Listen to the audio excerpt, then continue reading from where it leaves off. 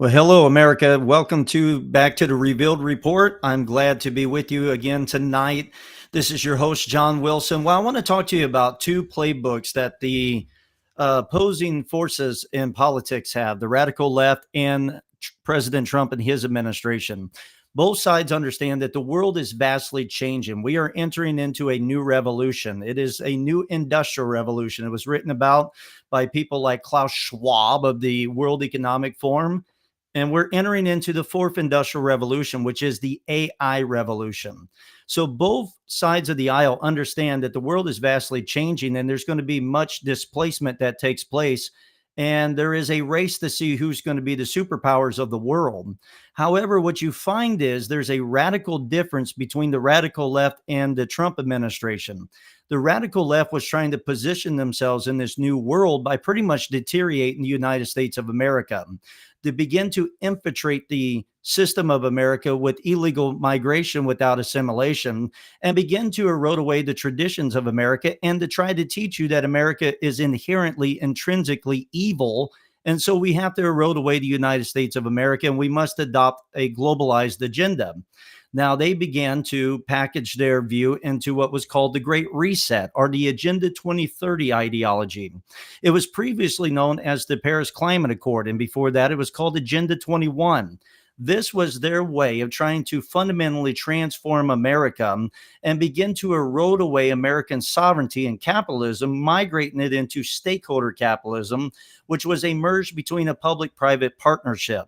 America would have lost its sovereignty, and we would have began to be consumed into pretty much the Great Britain and the UE. I mean, the European Union. And so the EU, excuse me, the European Union. And so the radical left was trying to prepare us for this new world. They didn't think we can continue to be the superpower of the world as a sovereign nation. And the problem is there is a battle between the axes. You have Russia and China and Iran coming together. And then you have America that was trying to join legions with the World Economic Forum and trying to join allegiance with the United Nations. And this was the way they thought they were going to prepare for the new world that was coming in the AI race. And they thought they were going to control humanity by their own human force, and they were going to bring about a greater good. It seems to be good. It seems to be appealing. However, you have to understand it's wrapped in deception and it's wrapped in human tyranny.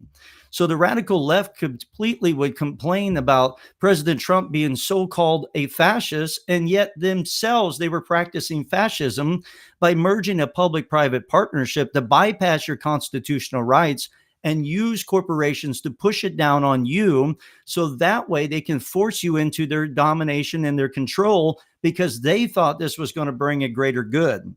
And so they began to try to teach you that America is evil. We must hate America. We must be okay with open borders, because we can't hold on to the traditions of America in this new world and survive. However, Trump's playbook is also preparing for this new world to come. Now, Trump ran on Make America Great Again. He wants to secure American dominance and sovereignty. He believes in nationalism, and that's why the radical left has to try to associate nationalism with Adolf Hitler and fascism, because they don't like America being sovereign, because they have a globalized agenda. Now, it is a unique agenda because they're blending Marxism with fascism, creating one evil baby that's trying to tear up your individual rights. We've seen during COVID, they tried to shutter the doors of our churches, and then they tried to go after middle-class businesses. There was a reason for that. There was a reason why they were pushing their vaccines so much. There was a reason why ESG scoring took place. There was a reason why they were trying to push the George Floyd death and try to get people to buy into their radicalized ideology. There was a clever playbook that they had in mind, but President Trump began to smash their playbook with the Make America Great Again doctrine. However, he understands the rules are changing. The playbook has to change because the world is changing. And so President Trump is trying to secure American sovereignty and America's dominance in the new world, in this AI new world. Both understand that this new revolution is coming, and it's an inevitable reality. Nothing's going to stop it. Displacement is coming. How do we prepare for it? And who becomes the next superpower of the world? That is the question. And President Trump is the first president in my lifetime that is playing to win, not wanting to lose with dignity and honor like the milquetoast reprobate Republicans, not trying to turn us into a globalized Marxist fascistic type of power structure like the radical left. You find that President Trump, he loves America. That's why he's given his life, almost took a bullet in the head, left all of his comforts so that he can try to make America great, especially in this new world. That's why he's acting so fast. That's why he's done more in his first 100 days than I've ever seen presidents do over 4 years, because he understands how quickly this job must be done. We are on the precipice of a whole new world, and it can be either the greatest good for America or it can be a destruction. Now, I know there's a lot of people that don't like AI and they're scared of AI, and I understand there's many things about AI I don't like either. However, we cannot be naive. AI is coming, and whoever wins the AI race will position themselves to be the dominating factor in the world and will be the great influence on the rest of the world. Therefore, it is important that America wins this race, and President Trump understands that. You see, the left, they no longer seen America as the superpower of the world in this new world order. They thought that the only way we're going to defeat China and defeat our geopolitical enemies is that we must merge with the United Nations, and we must formulate this allegiance, and we must rule top down upon the people in this technocratic public-private partnership so that we can save the world. That was the ideology of the radical left. That's what we were getting under Lion Biden and Calamity Commie Harris. But you find that's why they began to teach their radicalized ideology, trying to make you demonize America so that you would be okay with the erosion of America. And sadly, the milquetoast Republicans, they went along with it out of decorum and proper etiquette, meaning that they lost with so-called dignity and honor. Trump, on the other hand, has a playbook to position America as that superpower. And this is why the left demonizes him. This is why they hated him from the day he came down that escalator. Trump has been a hand grenade on their parade. He has tore up their playbook, and thank God for it. You see, the left, their tactics is just like the old Fabian Society. Let me show you the stained glass window at the London School of Economics. What you find here is a picture of mankind heating up the world and hammering it to shape it to the order that for which they desire. Not God, not the divine, but man shaping it into man's own image. It's the Tower of Babel 2.0.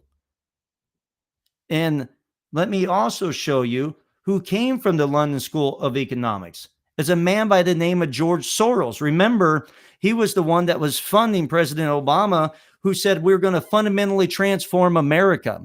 It's George Soros who fancied himself as some kind of god, heating up the world with color revolutions and a top-down, bottom-up approach to flip the world inside out. He, as man, was trying to heat the world up to shape it to the order for which they wanted to be shaped in. And he was the one that was supporting Obama and Clinton.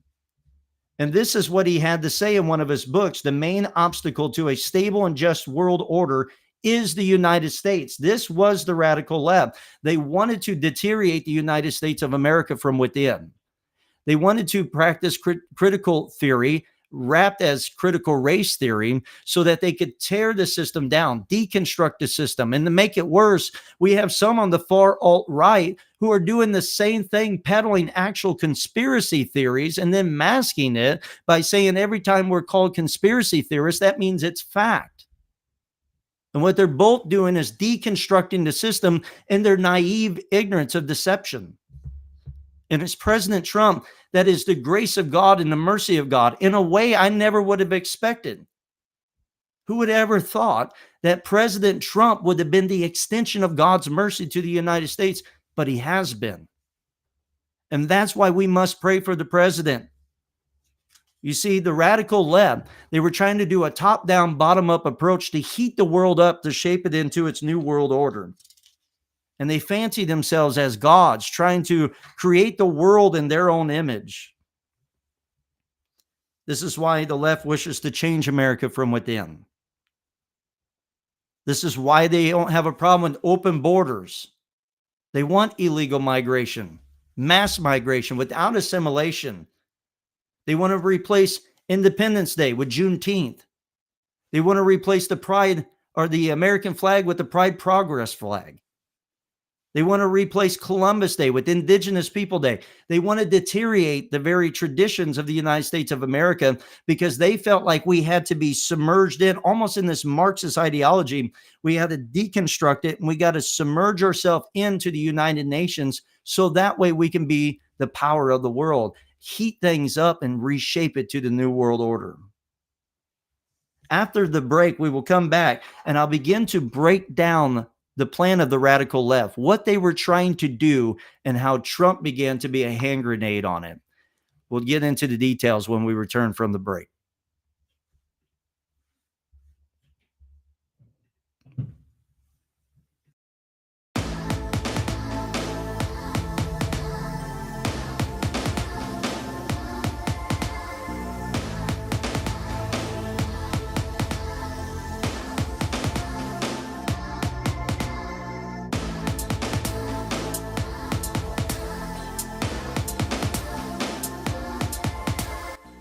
I want to talk to you about today's sponsor. It is 74 Fashion, coming to you from Mount Vernon, Illinois. Some of the most wonderful people in the United States of America and the world. 74 Fashion is the place where you can get head-turning custom tie knots, great suits, great shirts, Meslin shoes.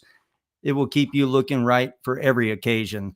Why don't you go to 74fashion.com and why don't you make your next purchase and keep yourself styling and profiling. We want to thank them at 74 Ties. We are 5 days away from fundamentally transforming the United States of America.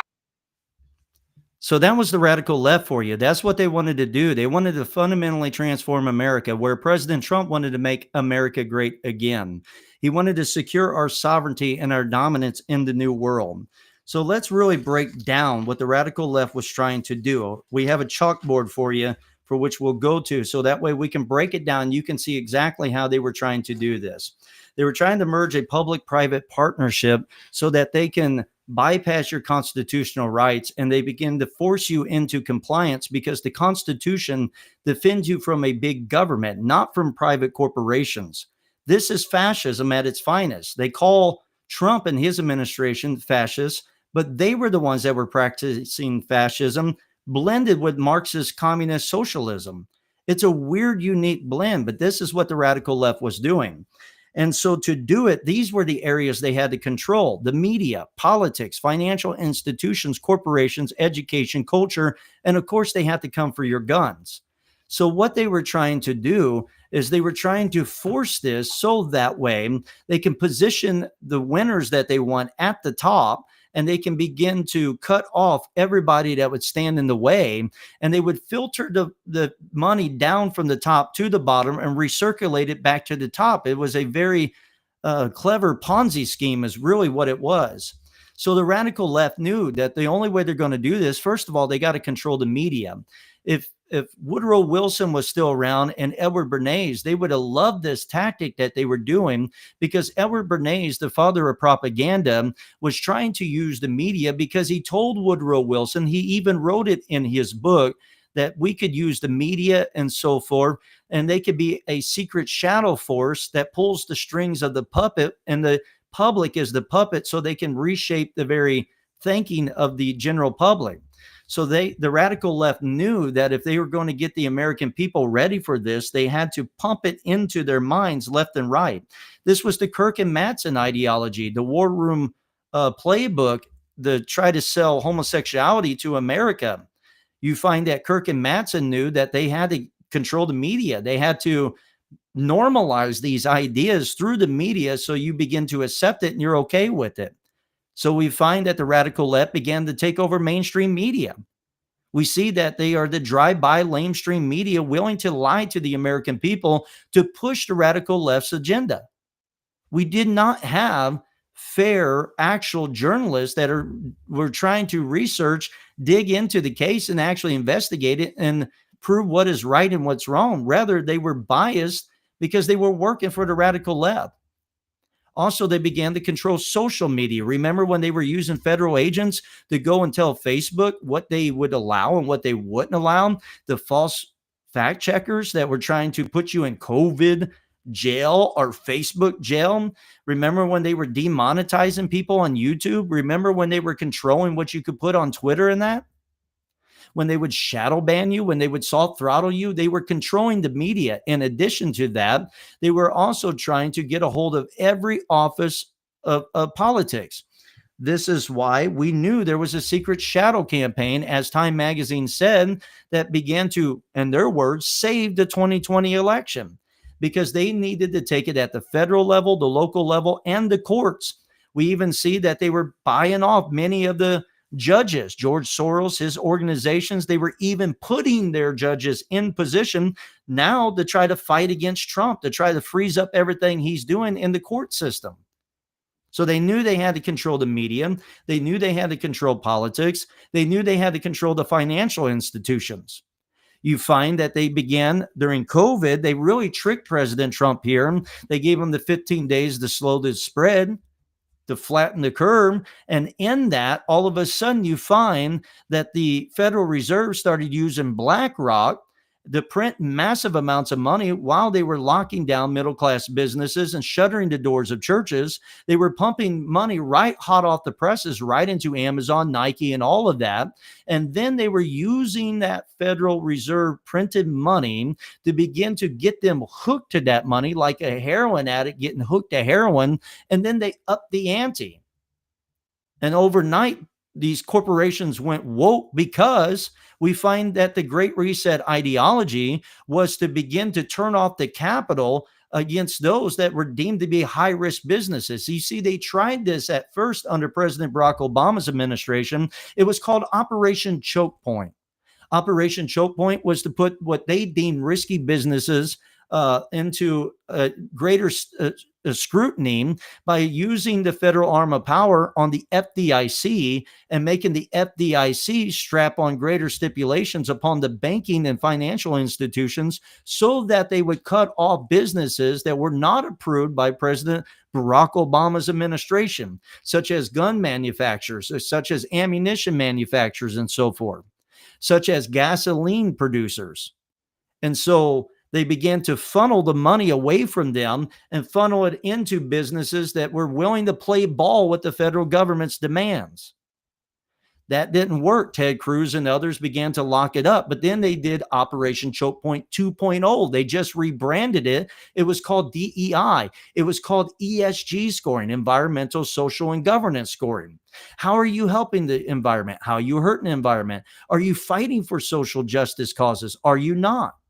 Are you willing to play with the government edicts or not? And so then they were trying to cut off capital. We even see that this is how Canada shut down the trucker protesters by freezing their financial assets. This is how they were trying to fight against anybody that would stand against a radicalized ideology. And we even see that this is the playbook of the beast in Revelation chapter 13 and Revelation chapter 17. If you're willing to get in bed with Mother Babylon, you'll get rich on the abundance of her delicacies. But if you don't, then they're going to use financial pressure to try to control what you can buy and what you can sell. This was not just political. This was not just financial. This was very much demonic in its very roots. And it was man trying to rule over man. Man becoming God.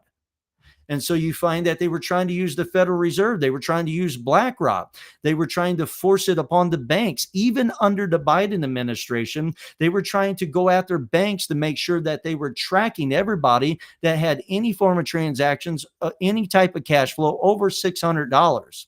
That would have crushed the very lower level local banks because they wouldn't have been able to put the very measures in place and track that. They didn't have the manpower and the technology for that. They wanted to crush the local banks, run everything through the Federal Reserve. And then at the same time, they wanted to create a US digital dollar.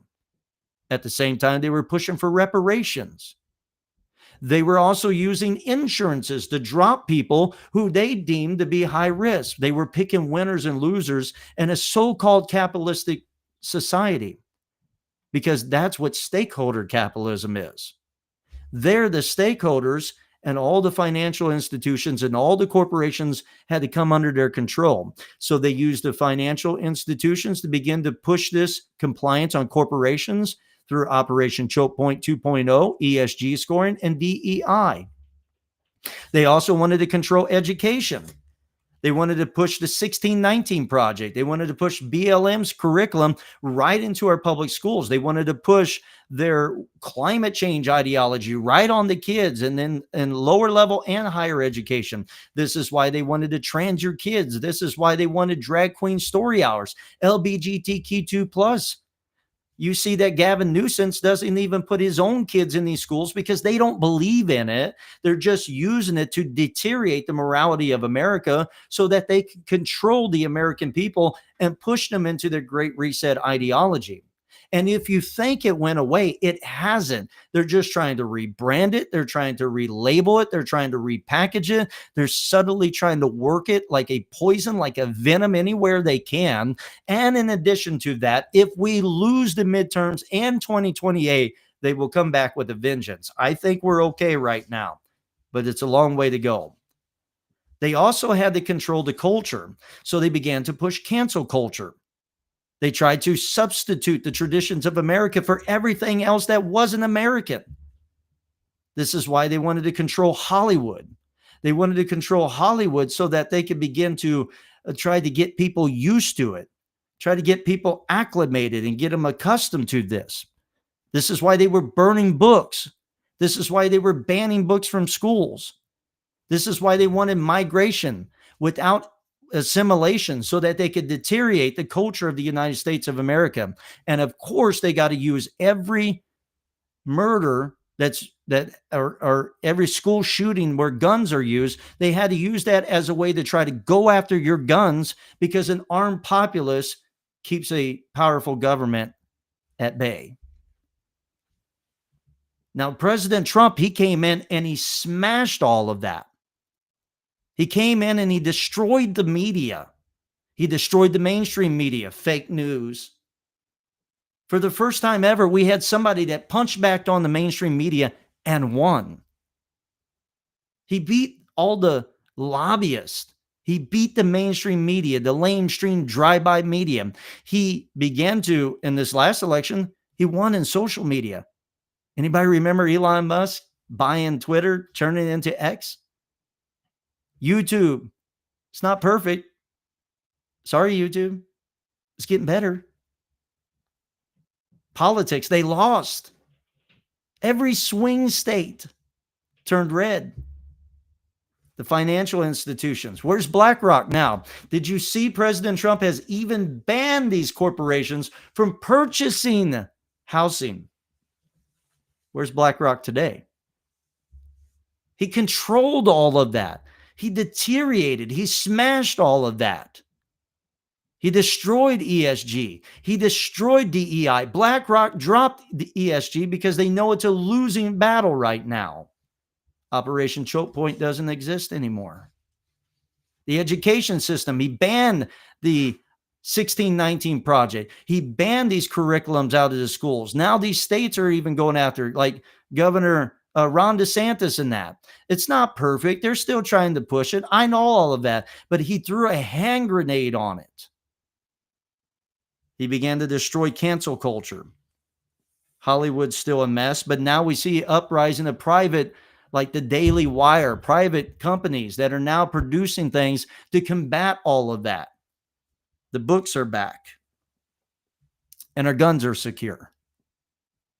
This is why we have to support the President of the United States. For this and this alone, we have to support the President of the United States. But when we come back, I want to talk about the Trump doctrine now. And I want to show you what Trump is trying to do and why it's important that we support him after the break.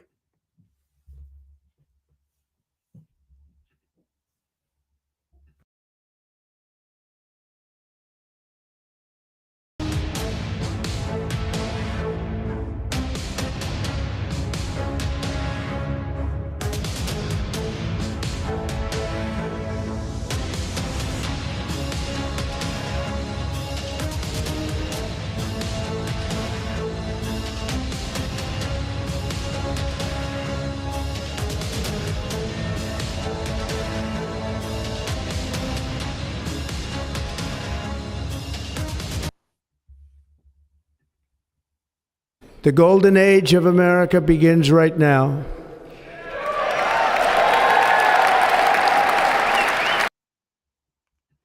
You see, President Trump did not believe that we needed to deteriorate the United States of America. He believed that we could make America great again. And he believed in the golden age. President Trump understands as well that the world is changing, but he's positioning us for dominance in this new world. And he's breaking the back of China dependency. You see, the radical left, they were willing to lose to China. As a matter of fact, they were investing in China's stocks because they didn't believe we were going to defeat China. They were willing to lose and just cough it all over. But President Trump comes in and he begins to say, no, we can defeat the China power. We can be the dominant force in the new world. And now I once was a doomsday theorist, but I'm not anymore. I really do believe that Trump is entering us into the golden age. And that's why we have to win the midterms. And that's why we have to win 2028. You see, President Trump understands, and I think he'll go down in history as the AI president. He understands that we need rare earth minerals. We need to win the AI race, and we need power. And when I mean power, I don't just mean power. I mean we need infrastructure power. We need energy. And so President Trump understands that. That's why drill, baby, drill. And this is why he is brokering these deals with Ukraine for rare earth minerals. This is why he's trying to broker a deal for Greenland, and I think he'll successfully get it because of rare earth minerals. That's why he's brokering deals. He brokered a deal with Australia for rare earth minerals. This is why he's brokering deals with countries in Asia, breaking them away from China dependency and bringing their rare earth minerals to the United States of America. They found it we have them in Alaska. We found it, I believe it's in Utah. And we're beginning with all of that. But he also knows that it takes time to excavate that. So he's brokering these deals so we get these rare earth minerals so that we win this race, so that we have the chips for our cars and for our microwaves and for our computers and for our cell phones and all of that. And so he is breaking the back of China dependency. He's also trying to break up the axis between Russia, Iran, and China, as well as also Venezuela, as you see. You see, the reason why Trump took Venezuela is multiple reasons. It's manifold reasons. One, yes, they were a narco state. They were smuggling in cocaine into our country. They sent in terrorists. They were brutally attacking and beating some of our people, raping some of our women. So justice was served, but it's more than just that. And it's more than just oil. People are saying, well, Trump just wants the oil. We have oil. We didn't need their oil. However, we'll take it. We'll take the spoils of war. That's classically how wars were fought until everybody got limp-wristed and weak. However, what you find is that China gets a big portion of their oil from Venezuela. They also get it from Iran. Anybody see what's going on in Iran? As the government might be toppled over there as well. President Trump is breaking China. If they don't have oil, they can't win the AI race. If they don't have oil, they can't defeat us militarily. That's what he's doing. He's destroying their ability to be the superpower. He's also fighting Russia in another way. If they're not going to sign the deal to end the war with Ukraine, then he's going to force it by going around that. He's also securing the Western Hemisphere by getting Venezuela and gets Greenland. He's securing the Western Hemisphere. It's for the safety of the United States of America. Now, I know there's a weak generation today that doesn't like that, but I'm glad that maybe my children will wake up one day as adults and take their kids to church on a Sunday morning, and we're not living in some underground communistic, fascistic type of society, and we still have these freedoms. I like that idea. And so I'm thankful for President Trump. This is what the tariffs were all about. He was setting a high bar of tariffs because he knew that people were dependent on the United States market. And then he brings them to the negotiation table so he can broker deals, so he can get rarer minerals, and he can win the AI race so that we have strong infrastructure. And so I'm glad for what President Trump is doing. I don't think that we need to be getting that the reason why the radical left and the reason why the far alt-right is sending all these lies to you is because the enemy wants to stop what he is doing. But we can't stop because we're going to enter into the golden era. I know we're not perfect. I'm not even sure why God's mercy has been extended to our nation with everything we have done, but for some reason, it has been. And I thank God for it. So there's two ultimate things we need to do. I'll give you the lesser and then the greater. The lesser thing is we need to win the midterms in 2028. The greater thing is we need to pray. Trump didn't get a bullet in the head. Trump became the president of the United States of America because I believe people prayed. They cried out to God. But we cannot take ease now because the enemy has not gone away forever. The enemy's only gone away for a season. And the enemy will come back with a vengeance. So I think it's important that we pray. We never forget who's in charge and who's in control. The Revealed Radio Network was established because, yes, we want to deal with politics. Yes, we want to deal with the economy. Yes, we want to deal with the education system. Yes, we want to deal with the culture. But above all that, we want to remind America who's really in charge, even above the president. And so I'm praying for the president, his administration, and I'm praying that Jesus' mercy will be extended to us. Let's pray. Let's win the midterms. And let's win 2028. America, I love you. I pray for you from Granite City, Illinois. God bless you. Have a great night. The golden age of